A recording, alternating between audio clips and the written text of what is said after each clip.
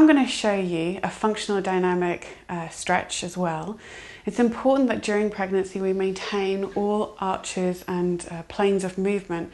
It's very easy when the baby's developing to take a lot of an anterior plane, but we're like really being forced forwards. But that can lead to a lot of restriction kind of throughout the rest of the thorax. So a really nice way of maintaining effective mobility would be a lunging exercise where we stretch through a number of different movements. When you go through the movements, you really want to not force any of them, but just feel comfortable through your own particular accessibility of mobility. So as we lunge forwards, I'm going to bring the arms up.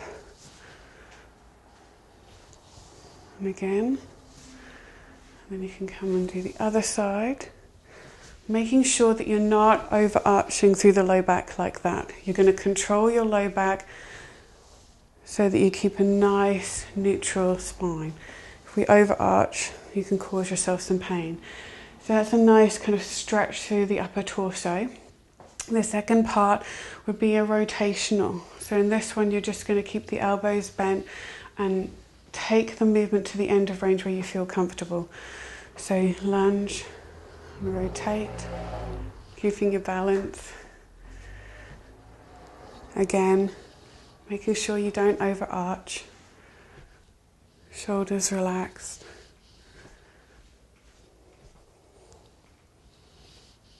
And then finally would be a side bending movement. So in this one, you're just going to rest your hands, your elbows, with your hands on your elbows, resting your forearms on your head.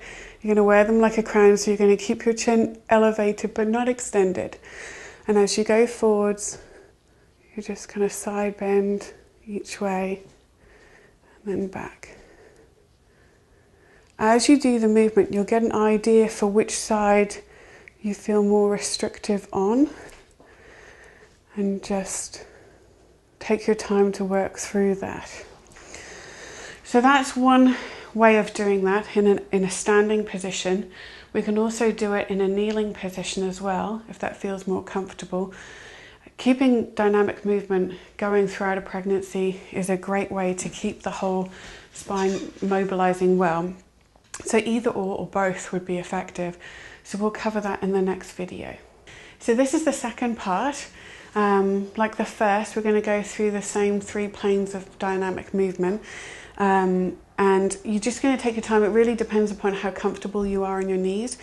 On the back leg, when you're lunging forwards, you can maintain the same position and go through the 3 planes of movement, and therefore put some padding underneath the knee if you feel like you'd like to. You've got to make sure again that you're not overarching through the spine.